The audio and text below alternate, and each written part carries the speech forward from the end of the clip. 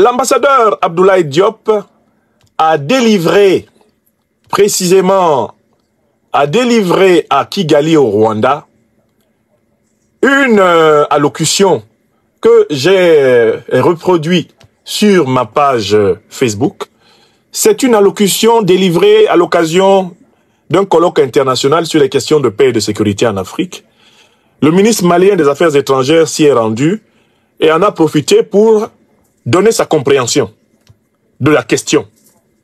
Et les choses qu'il a dites nous intéressent au plus haut point, car il a énoncé des catégories intellectuelles, des catégories politiques, morales, des catégories géopolitiques qui éclairent en fait toute l'Afrique sur la situation actuelle. Voilà pourquoi j'estime important qu'on lui donne la parole et qu'il nous parle. Good morning to everybody. Écoutez-le. Let me start by first of all expressing the full solidarity of the people and the government of Mali with the people of the government and to the people and the government of Rwanda as you are celebrating the 30th anniversary of the genocide against the Tutsi.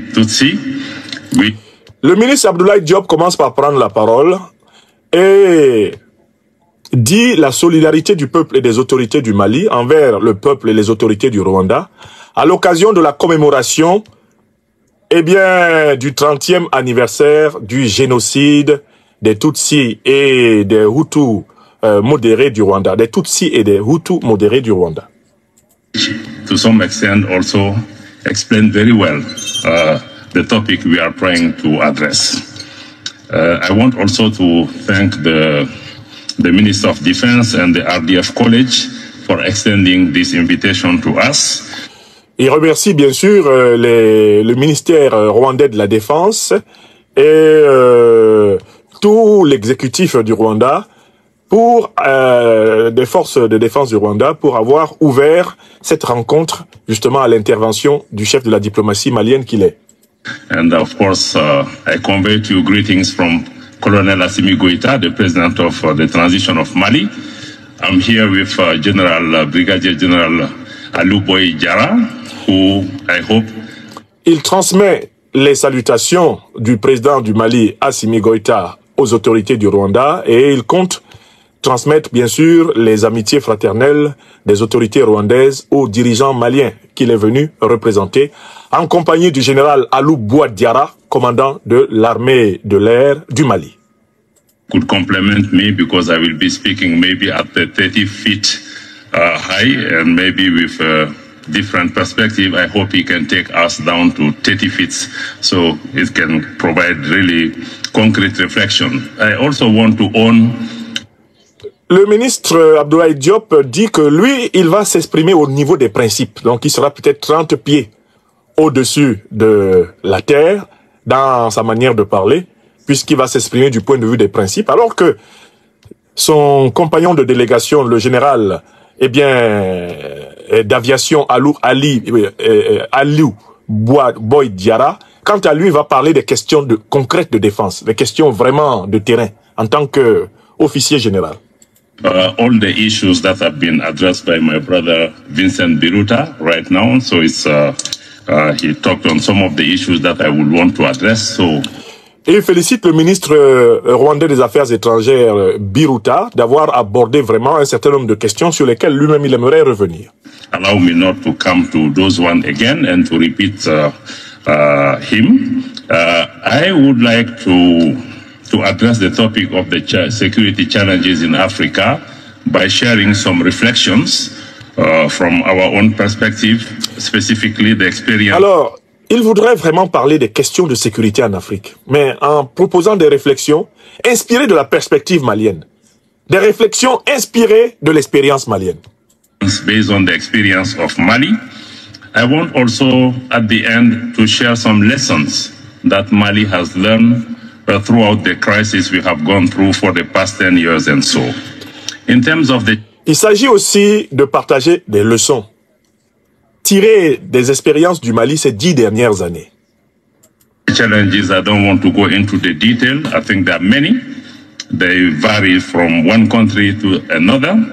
And some of the challenges to security in Africa are internal. Some are also external. In terms of the internal challenges, we know we have poverty and... Les défis africains sont de deux sortes. Il y a des défis externes, il y a des défis internes. Et le premier défi interne qui est cité, c'est celui de la pauvreté. L'emploi, le terrorisme, violent extremism, intercommunity violence, bad governance, la violence, l'extrémisme, les violences intercommunautaires, la mauvaise gouvernance, and many other issues. Et beaucoup d'autres. In terms of external, we know colonialism and neocolonialism. En termes de défis externes auxquels l'Afrique est confrontée, il y a le colonialisme et le néocolonialisme. And imperialism are... Et il y a bien sûr l'impérialisme, qui est la forme suprême du colonialisme. One of the key drivers to instability and insecurity in Africa. Ce sont vraiment des clés essentielles pour comprendre les questions sécuritaires et les questions d'insécurité en Afrique. The predation of natural resources is also one of the key points. La prédation des ressources nationales africaines par des puissances étrangères est aussi l'une des causes principales de l'insécurité dans le continent. Ça, c'est très intéressant à dire au Rwanda. I think in terms of impact and the challenges of security in Africa, Rwanda is a good example because... Le Rwanda est un excellent exemple. C'est un laboratoire pour explorer justement l'impact des politiques sécuritaires en Afrique.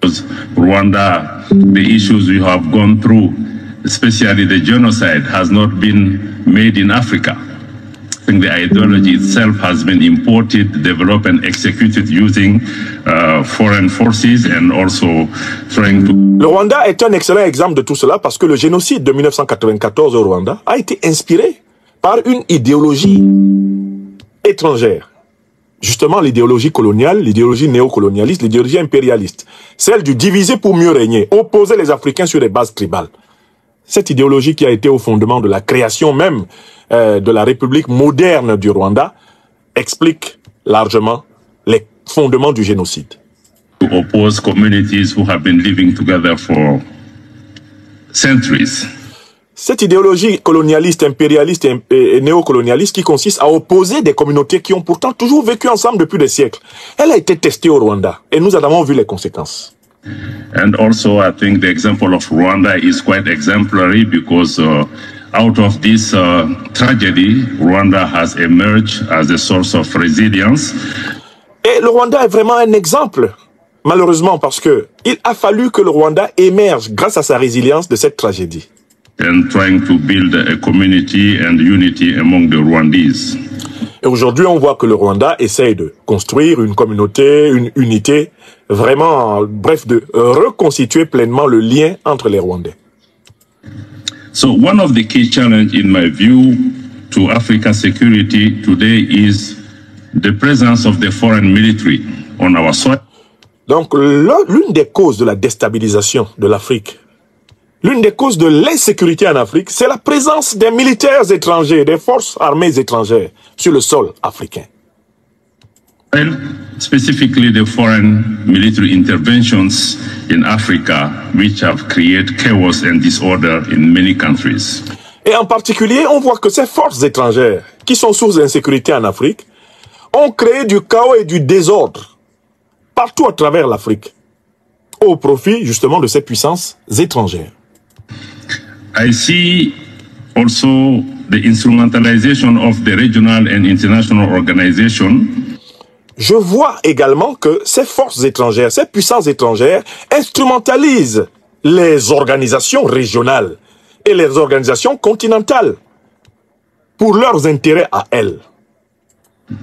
And also the politicization of the human rights issue as a one. On observe aussi que ces mêmes puissances procèdent à la politisation des questions des droits de l'homme.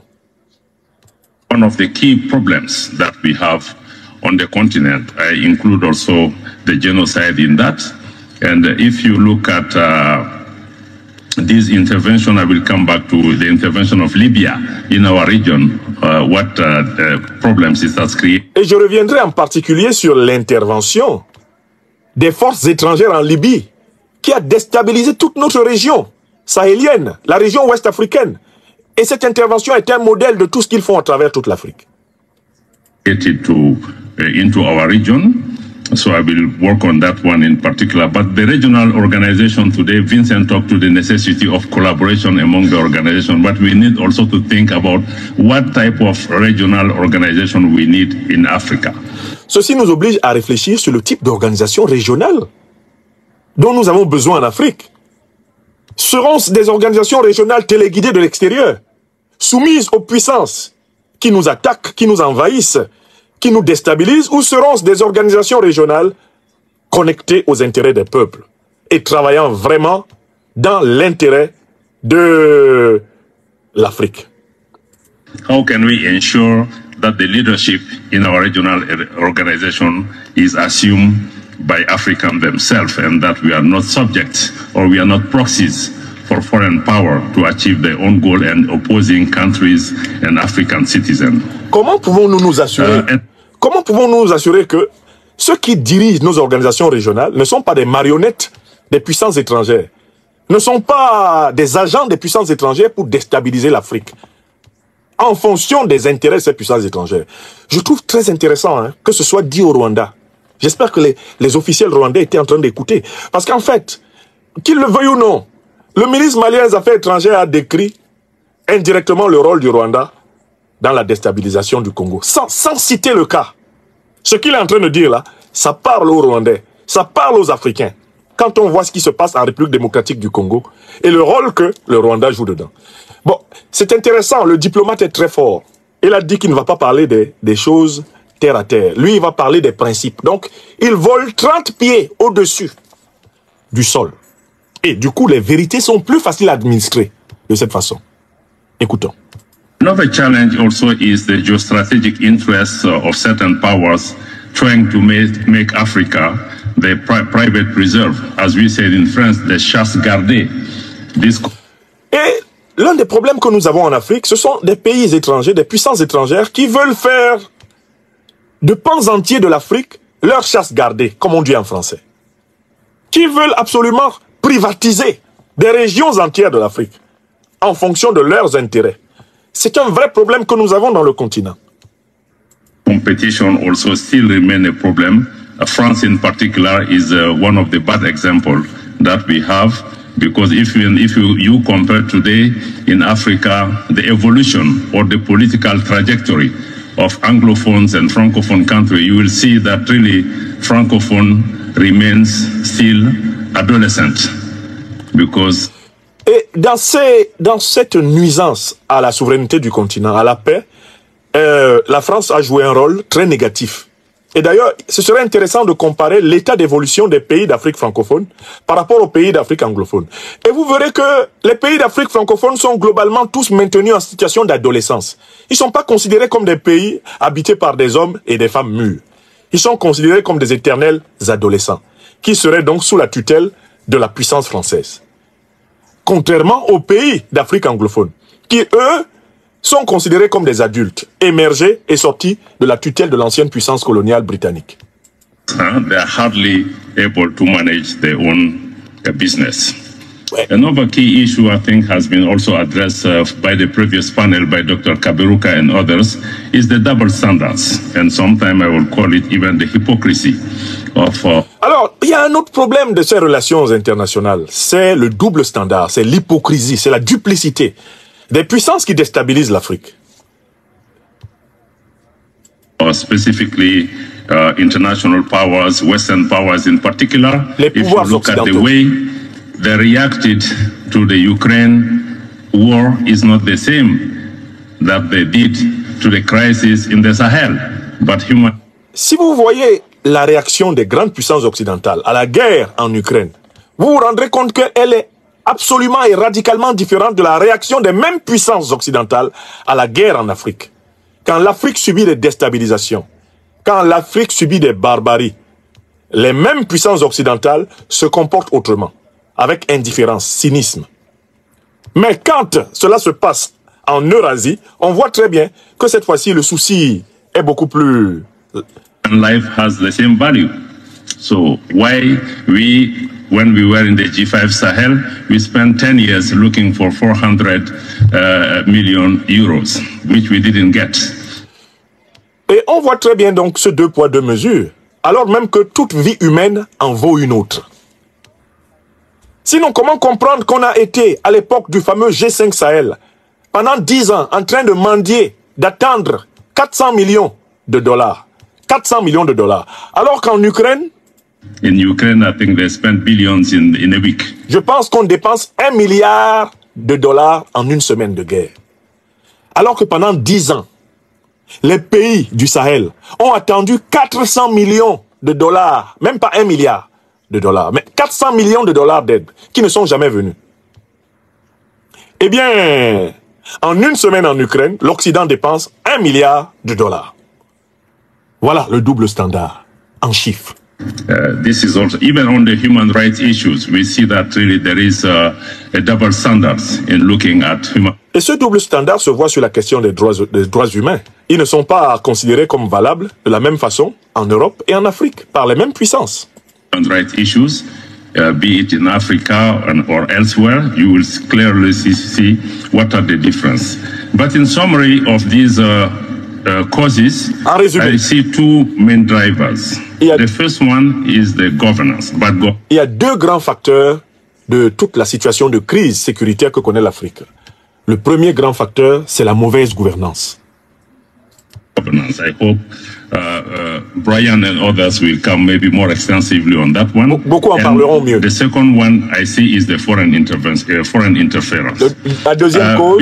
La deuxième cause, ce sont les interventions étrangères. Notre insécurité en Afrique a 2 grandes causes.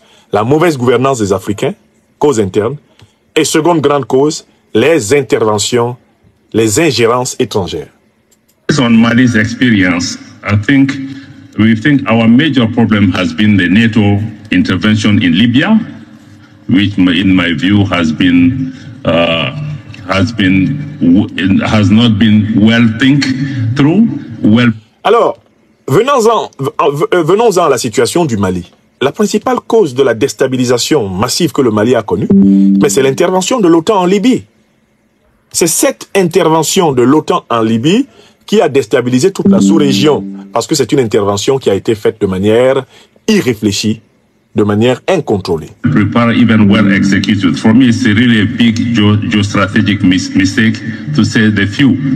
Otherwise, I think the entire region has been thrown in a conflict because we want just to get rid of a leader.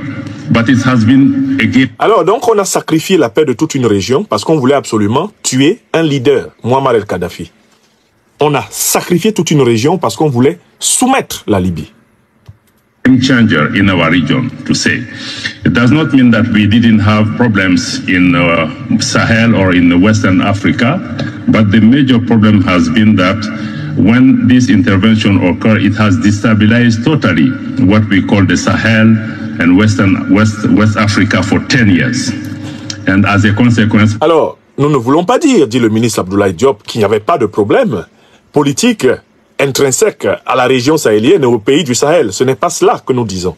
Mais nous disons que le détonateur, le facteur qui a déstabilisé toute la région de manière incontestable, c'est l'agression étrangère, l'agression de l'OTAN.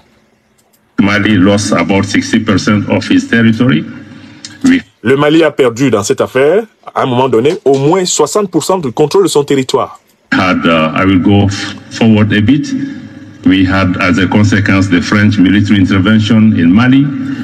Et voilà comment, à la suite de cette intervention en Libye, est venue au Mali l'intervention militaire française. We have the UN for l'intervention des Nations Unies. French intervention Barkhane, they spent about 2 million euros per day for over 10 years. Alors, à travers l'opération Barkhane, par exemple, la France disait dépenser 2 millions d'euros par jour dans le cadre de la lutte antiterroriste qui avait pourtant été déclenchée, dont les causes avaient été déclenchées par l'intervention de l'OTAN en Libye, c'est-à-dire, entre autres, l'intervention de la France elle-même.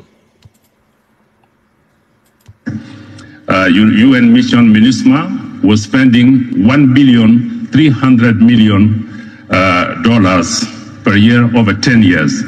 The result is a failure. Donc, quant à la MINUSMA, la mission des Nations Unies, elle dépensait 1,3 milliard de dollars par an pendant 10 ans. Vous voyez, ils ont dépensé près de 15 milliards de dollars, soi-disant, mais avec un résultat nul. La suite. To be blunt, it was not a success due in part of the lack of sincerity. L'opération de la MINUSMA, donc de l'ONU au Mali, n'a pas été un succès, elle a été un échec en raison du caractère non sincère, du manque de sincérité de cette opération. Elle n'a jamais été claire.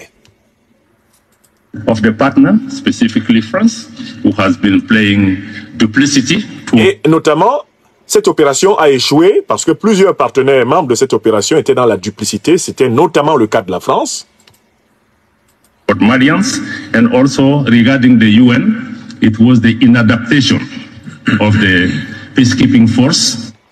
Et le mandat de l'ONU était inadapté. Les forces de maintien de la paix de l'ONU au Mali n'étaient pas compatibles, adaptées à la situation malienne. Which has been deployed to maintain peace in an area where there is no peace to be kept. D'autant plus que les soldats de l'ONU étaient déployés pour maintenir la paix dans une région où il n'y avait pas de paix à maintenir, puisque la région était en guerre. I'm quoting the UN Secretary General itself because... Je cite le secrétaire général de l'ONU lui-même, qui a reconnu que il était impossible de maintenir la paix alors même que c'est la guerre qui régnait. Donc la mission de maintien de la paix de l'ONU était vouée à l'échec. Our major threat is an asymmetric threat, not to mediate between two warring parties.